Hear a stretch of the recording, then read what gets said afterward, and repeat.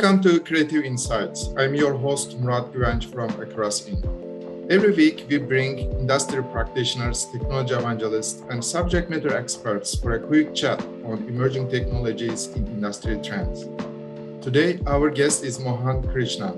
He's an serial IT entrepreneur and founder of Global PayX. Mohan, thanks for being our guest today. Thanks for having me on this show, Creative Insights, and I'm happy to share with you our experience and our outlook. So you go ahead and trigger off the questions you have for me. Very good. Mohan, I know you have launched several successful technology companies in the past. What is the recipe for technology startups to be successful in today's market? I think the most important from my experience is getting the timing right, because we mostly talk about our success stories, but there are also some of the stuff I started with some of my friends in parallel, which just failed because of the timing. So if you look at just my own journey, so if you look at early 90s, which you are old enough to remember, so most of the new guys, when you talk about 90s, makes us look a little prehistoric. So when I started my IT career, it didn't pay much at all. Things were in not that good a position till in the early 90s, Y2K became a big issue. So people are migrating from COBOL into which, with that time, led in a way triggered the ERP revolution with SAP and BAN and a bunch of them. So if you look at that way, if you're there in ERP and there was an event that was happening called Y2K, you could ride that way. So, and if you, by mid 90s, when we all got into the game, we were a little late for the ERP, but internet is just coming on the horizon, and we bet the house on Java, which was just emerging. So there was a confluence of things coming together.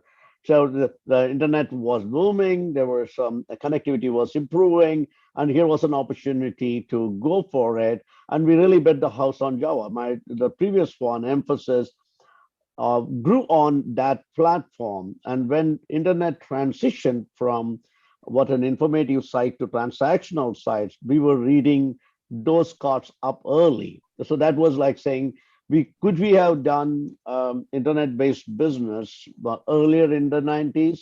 We couldn't have. But when the Y2K transitioned from the ERP into the Java internet revolution, we wrote our last company on it. And by mid 90s, the mobiles were already in the horizon. The mobiles were getting more powerful. You look at it, the bandwidth was increasing, the cameras were getting more powerful. So being there at the right time and picking up technologies or ventures to invest in is very, very key. That's not to say. So in other words, like, look, you have to pick up the right technology. So we were betting on Java, which became big. And after Java, we were looking at the mobiles and said, what will go there? That was the second right card to pick up. So reading a trend is important.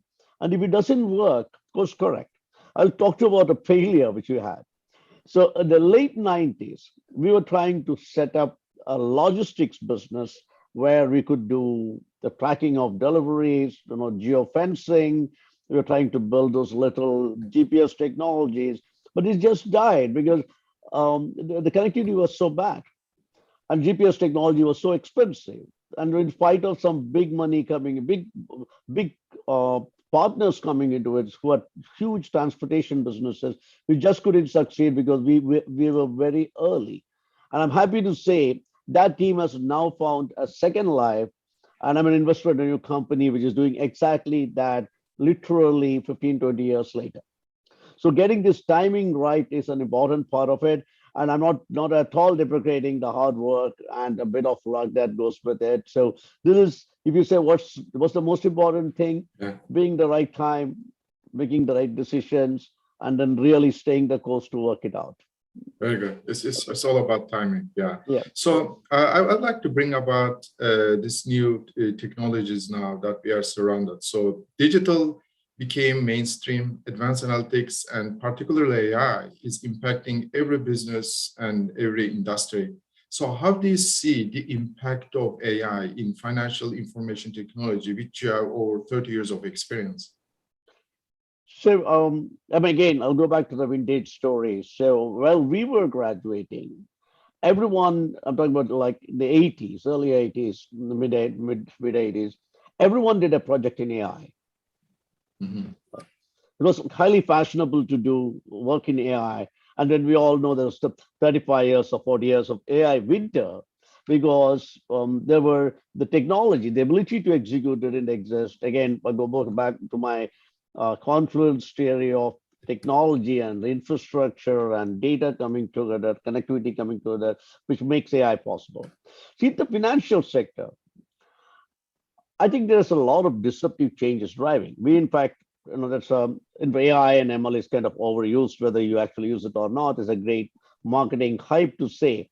But to my surprise, I was a skeptic to start with. So in our own industry, I was delighted to find it could predictively help a lot of our natural language processing capabilities, ability to extract contextualized text from it.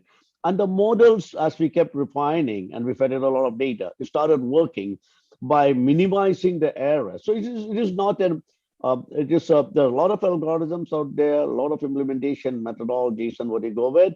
But in the financial services, we're seeing AI in a number of places. You start with robotic advisories. They're doing better than what the money managers are able to predict. In fact, there are many of the large guys have now set up separate robotic advisory investment companies. And I know friends of mine who are making, they say, I make more money on that one than on my money manager does for similar investments. A lot of AI helps with intelligent process automation. If you lived in the earlier life of the screen scraping down to writing, the robotic scripts, whatever, which mimicked what the human beings did. There was no intelligence in it. It was just automating that. But intelligent automation of processes and new ways of handling things is what AI is making possible. Things like credit decisioning. You're looking at what all you're now able to put together a picture of seemingly unrelated data. You earlier looked at purely perhaps payment behavior or his past credit score from a credit agency and maybe some bank statements to look at and say, make sense of it with some human intelligence and experience to say, do I extend credit or not? But you're now able to correlate perhaps the data that you glean out from social media, obviously combining the credit score, the bank statements, payment behavior from actual payment data, which is now becoming available. So you're able to put together a picture, validate that model with the actual lender from a lender perspective and underwriting desirous behavior that you're looking for. So that's another area AI is really coming in. We looked at other aspects of look at robotic assistance, which is now you're not talking to human beings at all when you go to a site and say whoever is trying to help you. That's a learn program driving NLP, natural language processing, and voice out, which you're asking more to Siri and or on Amazon or to Google Assistant, robotic voices, which are now able to meaningfully answer the questions in most contexts and replace the people behind that. So I might look at it, say, what is good about it? I say it is able to collate and chew up a lot more data, make really what I say predictive analytics about behavior of consumers in a lot of ways. The downside of it is a lot of jobs are going to go. We think, what will money managers do? So increasingly, those jobs are the threat. In our own industry, technology industry, the mid-level project managers who were lost being technical but purely managed people using spreadsheets and timesheets and reporting, those jobs are mostly gone. If you're in the 40s now, and if that's what you do, you have not get in touch with the latest technologies, you can't find a job anymore. So it is going to affect not just financial technologies, underlying jobs, all of that is going to happen pretty soon. The other side of it is accelerating change. new models come and go very, very fast. So what to say, Intel took 8 years to develop a dual core. It took 11 months or 12 months to get to a 32 core.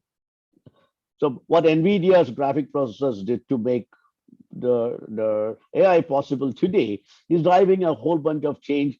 I've seen in the KPO industry, which is the knowledge process, KPO BPO industry, a lot of disruptive change in which the AI is bringing in, and a lot of that is related to financial services.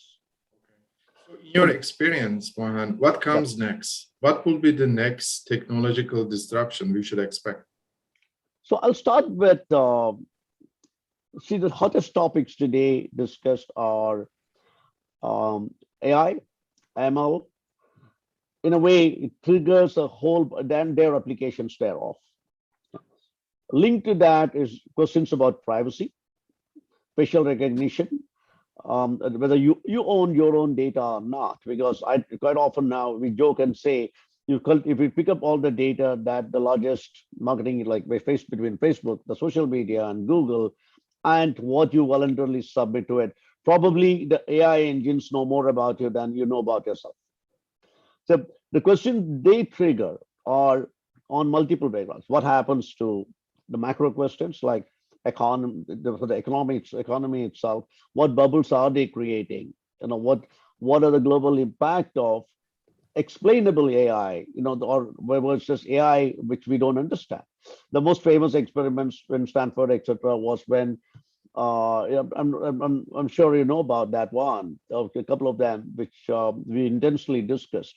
When this particular experiment there was a study on beauty, reading symmetry and submitting lots of faces to AI, and they found that it was predicting sexual orientation with 80% accuracy of the people in it. So it's an unwarranted outcome of an experiment supposed to do somewhere. Same like Facebook, when the machine started talking to each other, a language which nobody understood. So this whole debate about, do we really understand how AI, what is the underlying methodology or data, what is it they look at and work to make those AI decisions? And if human beings don't understand it, the rule of machines could happen. So the question really is, how do we got this genie out of the bottle and say, how do we control, like any other technology which can be used? The technology itself is not bad in my viewpoint. It is how we use that is bad. And there's several historical examples of atomic energy or AI, or that's where we go at. And in AI itself, there are many, many examples and debates going on. It is the moral side of it, the ethical side of it, the compliance and regulatory side of it. And if you look at the algorithmic trading and whether it disadvantages one section of the society versus others. So a lot of these questions have to come. Regulatory compliance is always late. That's why we don't catch all these scams in time. So I have a friend of mine who lost, for example, a good friend of mine was scammed about nearly $1 million in crypto. So in fact, New York Times last week had an article on how well, so that whole scam is executed. It's well organized. We know about. So as technology evolves, as AI evolves, as our own applications evolve, there's a whole segment on whether AI will be used in weapons and in targeting and whatever. So these are questions which is really multifaceted. It's not whether we use the technology or not. So what next? There are incredibly good uses. So if you're somewhere, one of the uses I've seen is in radiology. You wouldn't believe there were thousands and thousands of people in India, for instance, where I come from, teaching AI algorithms interpretation of whether can they detect a polyp in your intestine by scanning it and what level of accuracy. And they're training these machines to do that. If that makes available in Canada, there's a group which is doing training surgeons and midwives and gynecology people in Africa to over remote technology, whatever, to minimize deaths of childbirth. So there are lots of very good uses. We also hear about AI being used for specifically targeting little drones flying out, killing specific soldiers. So there is pluses and minuses. This is like atomic energy. How you use it is more important. That's correct. And my last question is a little bit just to change the gears. Like, Yeah. I know you're an angel investor Yeah. and you invest in young companies and multiple startups.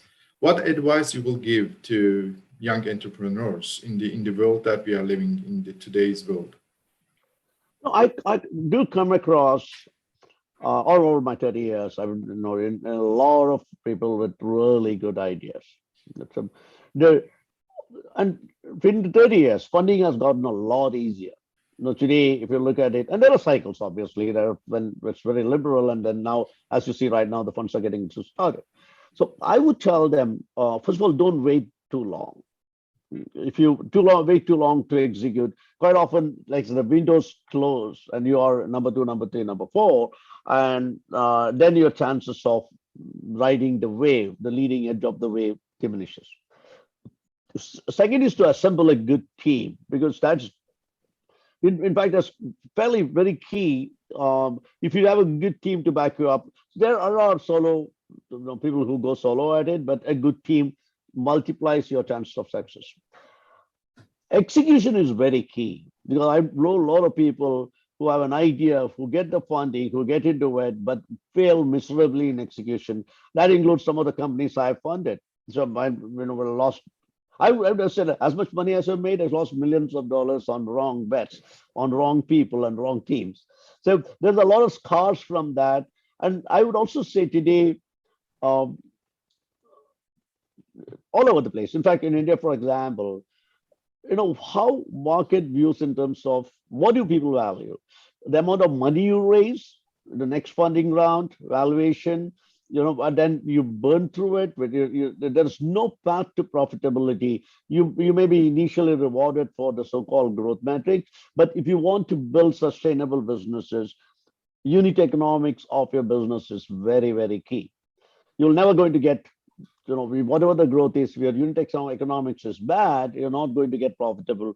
You're not going to survive. I'm a little old-fashioned, perhaps. You still look at building profitable businesses than, okay, let me burn money, let's put it on to the next guy, and and I'll jump off. But if you're looking at what I would like to do, build a long-term sustainable business that's still possible. And key to that, two measures is one, the unit economics is good, and you have to stay the course. Having said it, if you think doesn't work, don't wait.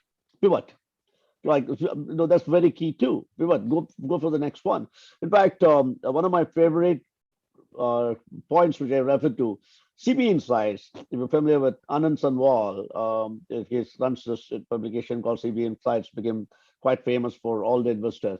He tracks every startup, everyone in any field on what's leading keys. It's a good site to refer to. And he has a 40-slide presentation, which in my early startup of the current venture, I printed it and stuck all around the company. It says 40 ways you can fail. And each one of those slides is a gem. And those slides are from his experience of failed startups, his own experience, meaning his failed startup. So I worked, no time to discuss that, but there is a good lesson in every one of those slides. So you don't be afraid to fail. You think you can luck out saying, okay, I made a $1 billion company in a couple of years. To sustain it is a different ball game. The SPACs, the money funding money pulled out of China. There's so much froth in the market. Money was chasing everything. One, provide for extraneous risk, whether it was COVID, whether it was the war today in Ukraine or China, which is changing. All of this is likely to impact businesses. Look at how many businesses, how fast they've gone under. All you need to look at the quotes of Robinhood or a Python, or you look at, even for that matter, multi-billion-dollar companies you see vanishing because they are not prepared to adjust to the risk. So keep that in mind. You cannot completely protect yourself, but it's good to be careful in what you do and don't be in a hurry to burn money. Right now, the crypto is another big area. Personally, I have not put a single pie in crypto, but I keep tracking it all the time. Whether the smart contracts will win, there's some implementations going. So that whenever there is new technology, there's an opportunity in there, but you just have to be careful in the way you look at things. But I think for people who are starting to, I often joke with my daughter that's saying, look, the 15 most paying jobs today did not exist 10 years back. The newest companies did not exist 10 years back. But the life cycle has gone shorter. Where are wearables today? The biggest companies in wearables are all done. Okay? So mobile is, again, an opportunity where it is your phone, it's your chat device, the gaming device, it's your where you do financial transactions, it's your video camera, it is where we do, today spend a lot of time tracking weather. So these opportunities keep coming, and then AI is on the top of it. So you just need to sit back, conjure up the right idea, go execute it with a good, dependable team. That's what I would say. Again, don't wait, because opportunities are not there too long. Very good. Thanks, Mohan. I really enjoyed our conversation. Thanks for your insight, and thanks for being part of our show. I look forward to working with you, collaborating with you in the near future. Thanks, Murad. Appreciate you hanging on this show. It was like for 30 minutes, I was sharing experience and the scars on the back, and there is, as always, take your failures in your stride, and hope you will succeed one day. Thank you very much. Yeah. Much appreciated. Thanks. Thank you.